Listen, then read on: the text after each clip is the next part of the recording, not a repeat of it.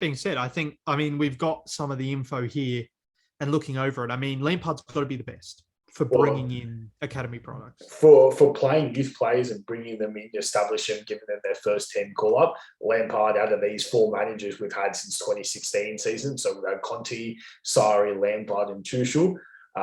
Lampard is probably ranked number one.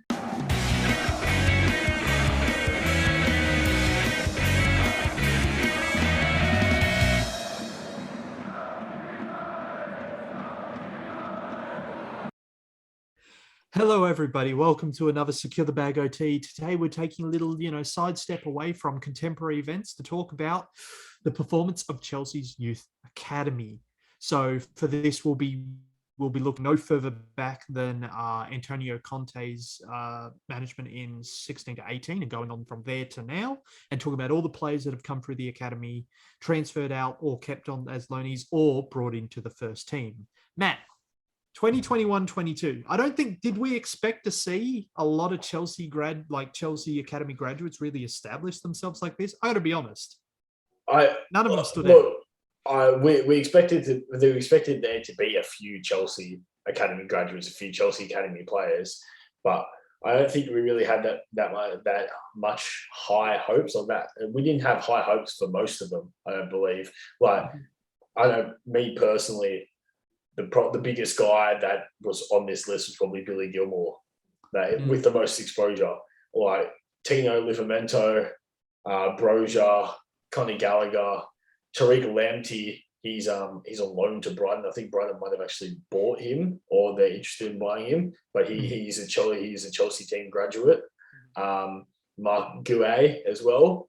I mean, all these guys here, they're out on loan to different clubs. And I think we only really expected Billy Gilmour to have the biggest season, considering his appearances in the first team last year and what he was exposed to. But he's arguably probably having the worst season out of all the players that are currently listed. Exactly. Yeah. And it was after that really good Euro performance. I think people noticed him with Scotland. And I like to think, so what happened with Todd Cantwell seems to have happened to Billy Gilmour as well.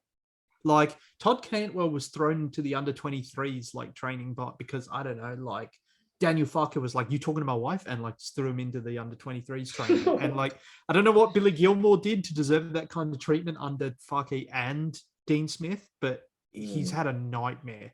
But even then, I think you locked on to Livramento, and I mean, Livramento has been transferred, so he's not technically a loanee anymore, but you locked onto him very quickly as being a player that was doing really well. Yes. You threw him straight in your FPL team. Yeah, I locked onto him before the season even started. I had high hopes for Tino, and he's been playing better than what I expected him to be.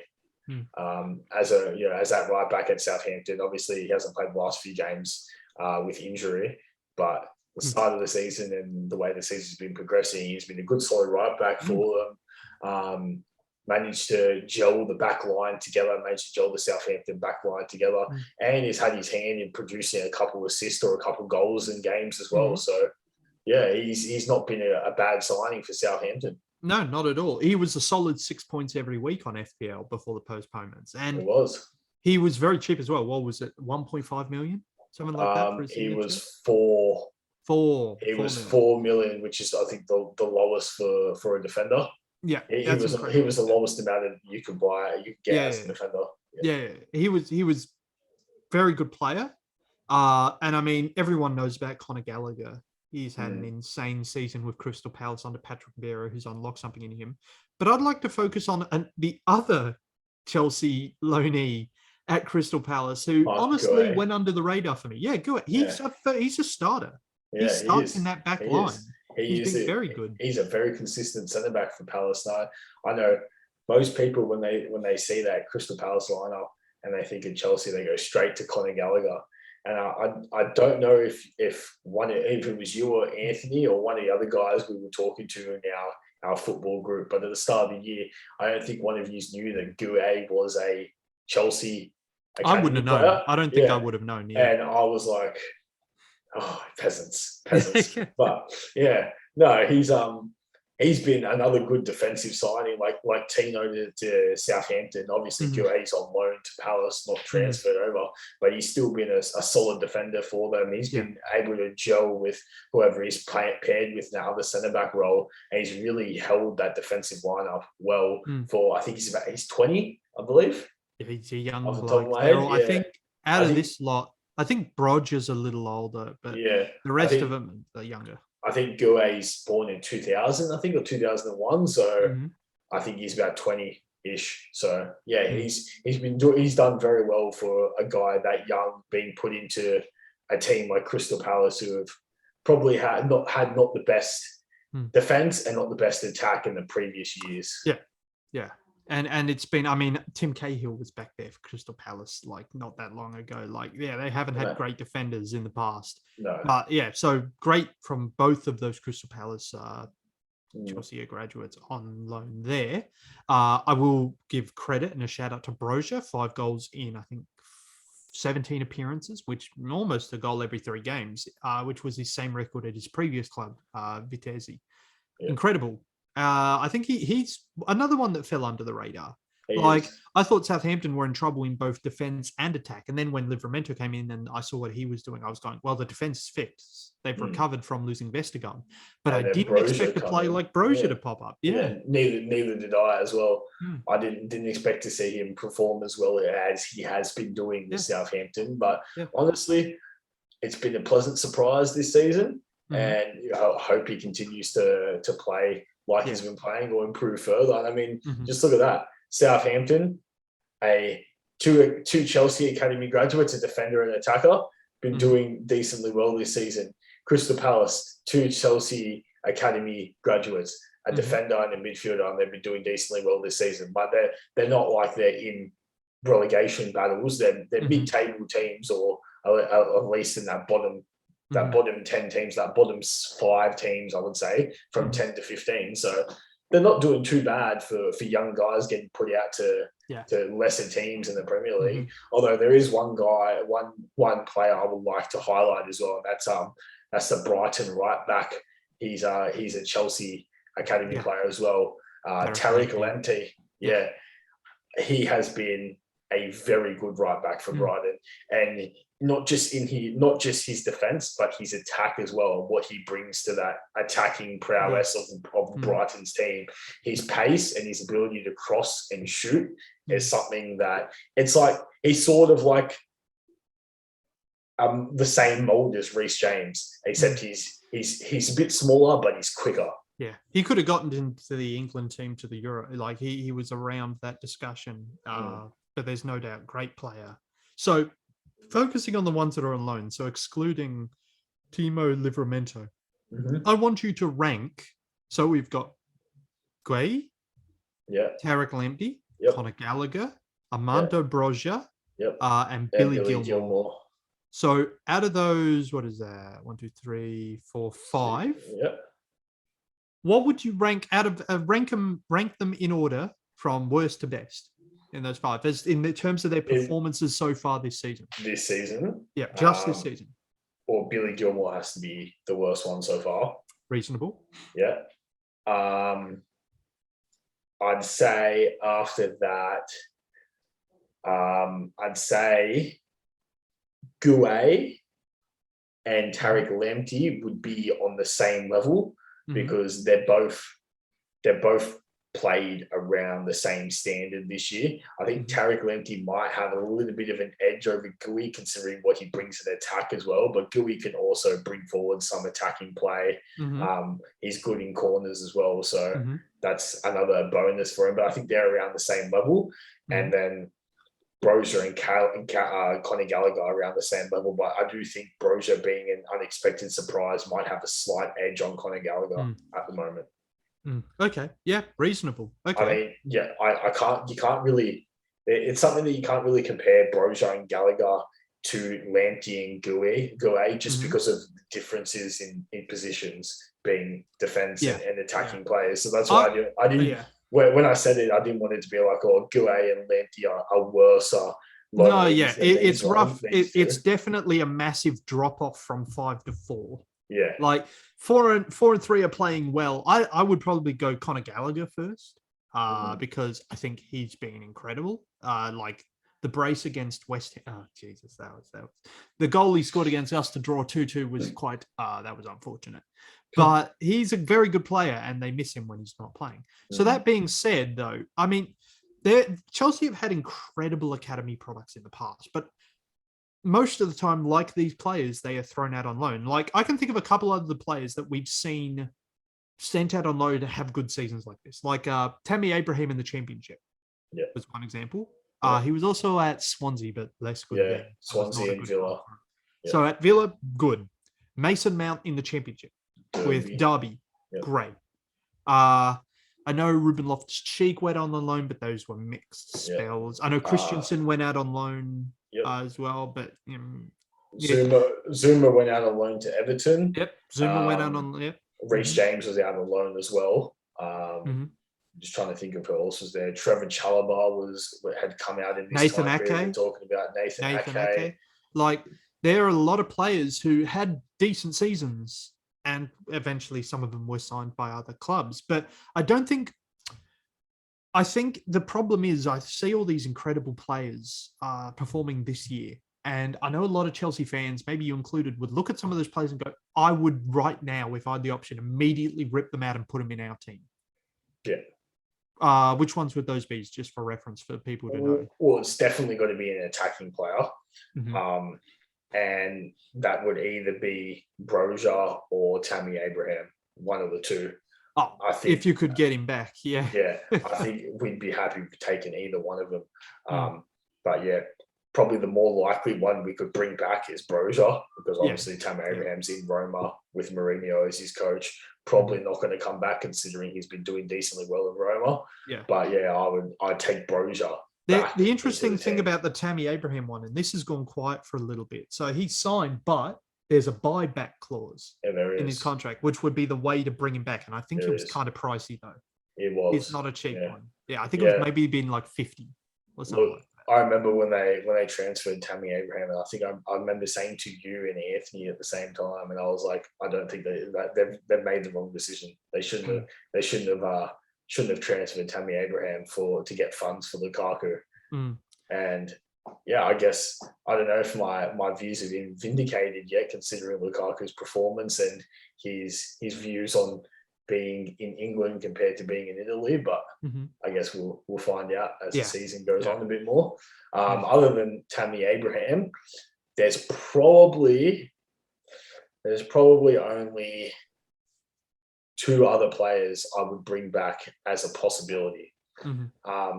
Obviously, I would bring back Tomori, considering we potentially could lose two centre backs this transfer window in Antonio Rudiger. That might be more complicated. I don't think there's a buyback on that one. That would be the player you'd want back. Yeah, that'd be the player you'd want Tomori over Livramento back. Look, Tomori can play in the centre back position. That's where we're lucky at the moment. I mean, Livramento is a right back, and with Livramento, with a right back position, we have Reece James, we'd have Azpilicueta, we would have Livramento, and Tariq Lamptey would come back from loan as well. So we'd have four players in that right back position. You wouldn't want Kurt Zouma back? I heard he's an absolute monster from reliable sources. Look, Kurt Zouma has been he's had times in the Chelsea team where he's been a good player. But that's not the other player I was actually going for. Okay. Yeah. I was going for another player who got transferred in 2014, 2015. I know this player. He's very good as well, I've heard. Best friends with Mason Mount, Declan Rice. Oh, yeah. I'd have him back if we can get him back. But if you lived in a perfect world, Matt, it'd rain, it'd rain fruits and desserts. But, that's not the world we live in. Matt, I mean, while we're living in fantasy land, I think here's the thing, though. You've got all these incredible talents, and you've said you want to bring someone back. I think Connor Gallagher probably not going to come back with the players like Ruben Loftus-Cheek and Ross. Like, there's still our midfielders on the fringe. Our midfielders our midfield's that stack that, but with not great players. Yeah, so it's tough. Yeah, like we have our starting like 2 or 3 midfielders cemented, like Yeah. Jorginho, Kovacic, and Conte. And no one's really breaking into that lineup unless one of them's injured.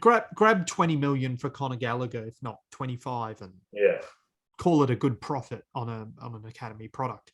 But here's the thing. You've got all these incredible players there. Some people would try and say that Tuchel is a good manager to bring in the youth.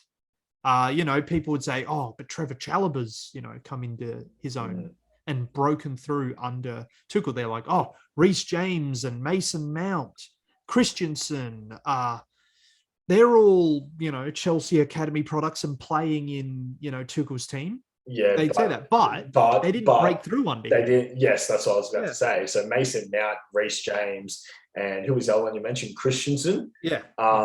So Mason Mount and Reece James, they broke through with Lampard. Lampard actually gave them their first appearances. Mason Mount was on the 11th of August in 2019, and Reece James was on the 25th of September 2019. So when you think about it, Tuchel, by the time Tuchel arrived, they're already established players.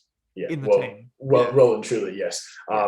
Andreas Christensen, though, he made his first team breakthrough 12th of August 2017, and that was under Conte. Yeah. And that being said, we've got some of the info here and looking over it. Lampard's got to be the best for bringing in academy products. For playing youth players and bringing them in, establishing them, giving them their first 10 call-up, Lampard, out of these 4 managers we've had since 2016 season, so we've had Conte, Sarri, Lampard, and Tuchel. Lampard is probably ranked number 1, and he's followed... sorry, Jackson. Listed out. Tomori, Abraham, Mason Mount, Reece James, Christensen, Kurt Zouma. Kurt Zouma, I think, is a complicated one. I think Kurt was in and out for years. Christensen was from Conte, he wasn't from Lampard. Yeah. Okay. Yeah. Christensen, Conte. So that gives us Reece James, Mason Mount, Tammy Abraham, Tomori, a lot of quality players in there that a couple of them got pushed aside by Tuchel. Like, Lampard's definitely top. Conte did very well. Sarri has no real impact on our data. He doesn't seem to really have. I think the only one we can give him is Callum Hudson-Odoi, but that is a mixed bag. Like, I don't know if that's a real one you can really give to him. Well, Sarri was only at Chelsea 2018 to 2019, but those years, and he's probably ranked tied last with Tuchel, and Tuchel's only been here for a season, not even, and he's already broke through Trevor Chalobah, who got his breakthrough. I think it was the first game of the season this year, 11th of August, 2021. But I don't think that's good. I would wait before I judge Tuchel. I'd wait in the summer. I'd see what he does with players like Billy Gilmour, Tarek Lamptey, Mason Gueye, Connor Gallagher, Armando Broja. Let's see what he does with them, because I think it's reasonable that Connor Gallagher will make his moves sort of like a Timo Livramento. He will find his place. I think what would be the right comparison? Another one that went out on like a Victor Moses or a Quadrado, like that kind of player who really performed on loan and then obviously was sold. I think you can make a tidy profit off that. But Armando Broja is a great player, especially with the way Lukaku and Werner are not performing. Great substitute for the last 20 minutes. That's all I'm saying. But I don't think Tuchel will do it. I think Tuchel, especially at Chelsea, is there for more immediate results. And I think only Lampard was willing to take the risk. But by doing so, he finished 4th. He did finish 4th, and the team that he built got through to that Champions League final. People were saying that Tuchel won the final with that Chelsea team, but it was Lampard who built that Chelsea team to bring them into the final. Yeah, and he built it with a couple youth players, as the key spine of that team. So it's very good, and I think we will give Lampard the credit for playing the youth, which I think a lot of people. After he got sacked, I don't think a lot of people looked into his actual positives, like his qualities as a manager. I think there was a lot of focus on the fact that he couldn't organize a defense to save his life. But he had some qualities as a good manager, and I think one of them was having that faith in youth. And there are a lot of talents who broke out thanks to that, thanks to what he did at that team that would have otherwise been lost in the loan system forever. I think, what is it like at peak? It was like 50 Chelsea players out on loan across the football. It was quite a few. When we had the transfer ban placed on us, we had at least 50 players. Yeah. Mm-hmm. But yeah, so it's absolutely great job by Lampard, and some people would say the transfer ban probably pushed him a little bit towards those kind of decisions. But I think there were other players he could have played. I think he had experience with Mason Mount playing at Derby before, so when he'd come into that Chelsea coaching role, he knew what sort of Mason Mount's development path at Derby. So once he got to the first team role for Chelsea, and he knew he could put Mount in there, and Mount would thrive in his first year, and that's obviously what he done, and he's still doing it now. He's the top Chelsea goal scorer this season so far. So I think him seeing that might have been able to put his trust into some other youth players like your Reece James, like your whoever. I guess Kurt Zuma, but he was in and out here and there. He was sort of a weird player because he was playing for Chelsea, then he went out to loan, then he was back at Chelsea. Like you never really know what you can class him as. But then like your Tammy Abrahams and your Tamoris and stuff like that. Like seeing Lampard seeing Mason Mount's development probably pushed him to put more trust into some of these guys as well. And also having that transfer ban might have sort of nudged him a bit more towards it as well.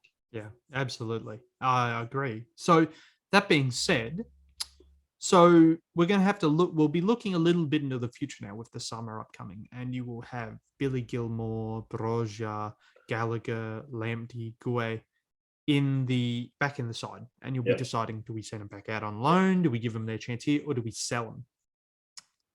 The question now is, I think a bunch of these are up to actually be sold.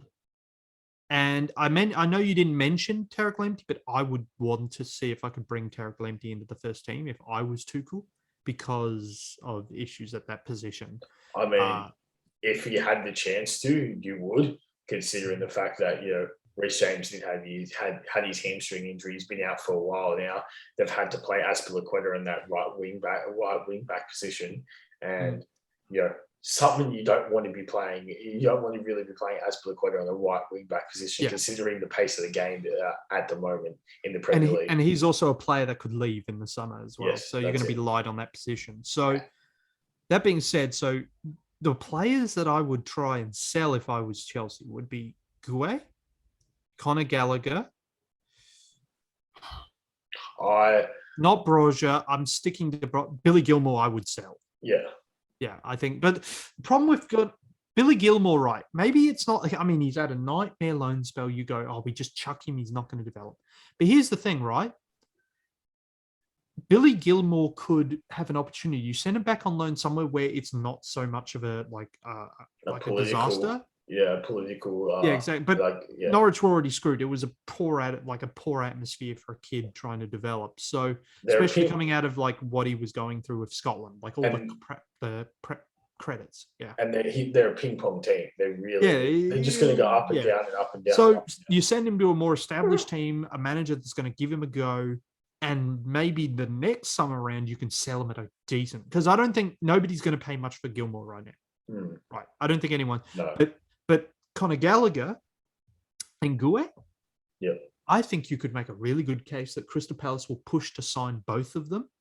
I would back you in saying that as well. So how much do you try and get for the both of them together? If you're sitting there and Crystal Palace are like, how much do we have to give you to sign these two players? What do you do?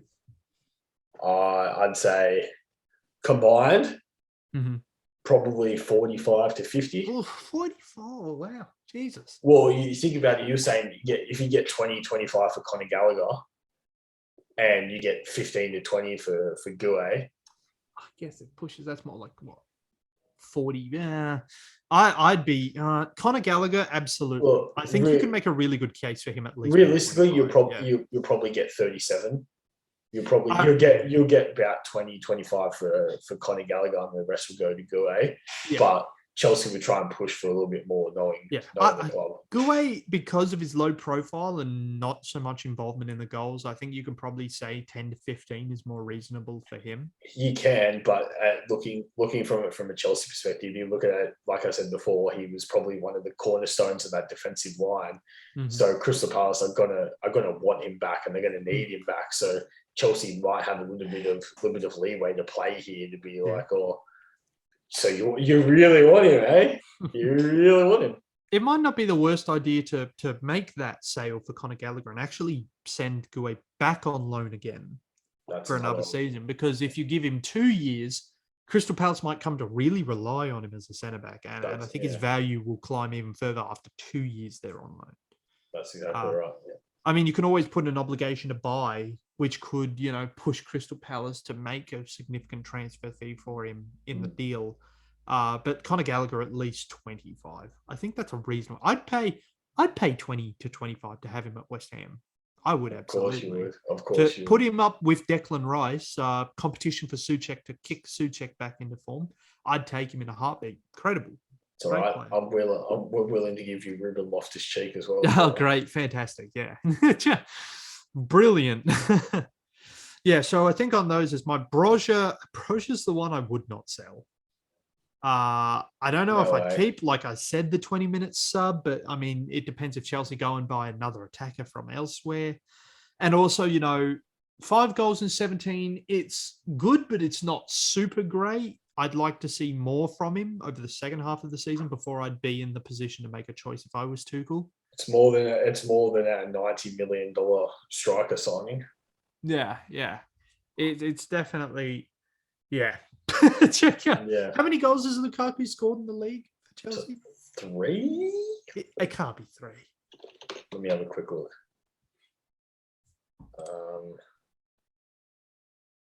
That would be bad. That would be really bad. It's not as high as you think. I don't know. I don't think it's high, but it can't be that low. That would be cruel. He scored one recently, didn't he? That's over all his seasons. Let's go to just this year. Actually, I stand corrected. They're on 5 goals each. Oh, yeah. And how much did you pay for Brozier? No, there's not 90 million. Not 90 million, yeah. Not 90 million, no way. Oh, what a shocker, huh? But yeah, don't worry, guys. We will absolutely come back to Brozier in other OTs as well, and like in the podcast especially, because he's the interesting one. Chelsea you could say that Gouet might be a good one to keep if Chelsea do lose Christensen, Rudiger, Azpilicueta, Alonso. If a bunch of those players leave, someone like Gouet might suddenly be someone you want to keep around. Well, more Tarek Lamptey for me than Gouet, but you can buy a centre-back. But Brozia's interesting because he's an interesting kind of player. That ability to be a super sub, he's like almost an Origi-like character. And Chelsea might not be that worse off having that kind of power on the bench. Like the players they can bring on from the bench now, I mean, depending on who starts, if it's players like Havertz, Pulisic, Ziyech, Mason Mount, Hudson-Odoi. None of them are real super subs. You know what I mean? Like none of them have a reputation for being particular super subs. So I don't know if they're someone like Brozier is interesting. Someone who you really want to have on your bench, honestly, if I did. He changed the game. I remember against West Ham when it was a 0-0 draw. When he came on, there was a sense that they were suddenly perking up in attack, and his 5 goals have proven the case. How many appearances has Lukaku had this season, though, to get his 15. 5 goals? So yeah, about the same. I mean, come on, Jesus.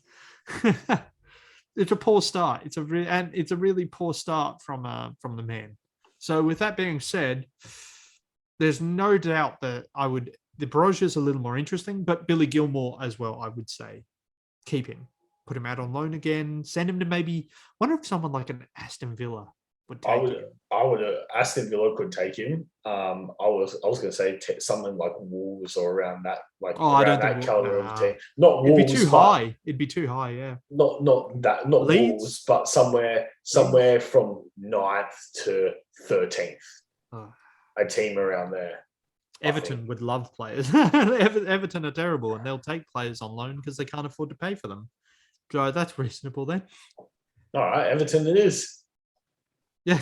Everton with Mourinho going to Everton. Oh, yeah, sure. Yeah, in the wildest dreams. So, Matt, that leaves us to the final question. I'll leave this one to you to answer. Do you actually think it's important for a manager to play the youth? Do you value that in a manager? And in fact, do you value it even if it means sometimes results don't go your way on the pitch? Because, I mean, I suggested that I think it's a value by saying Lampard had that as a quality, but what do you reckon?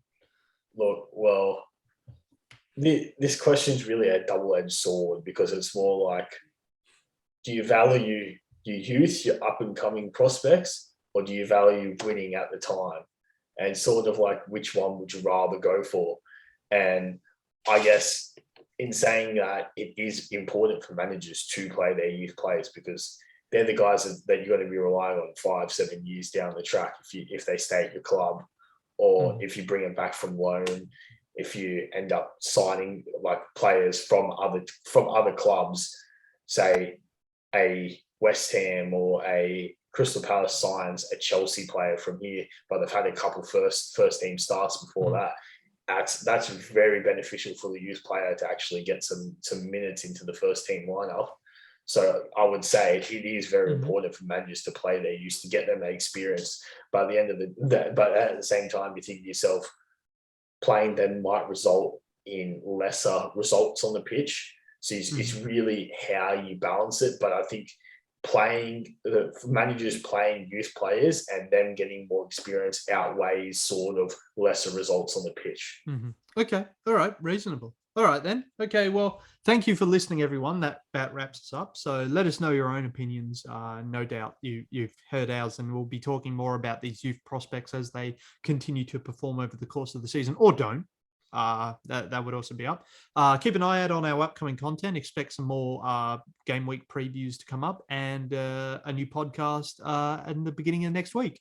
Until then, we've been us. I've been Jackson. This has been Matt, and we'll see you guys next time. Hotel Trivago.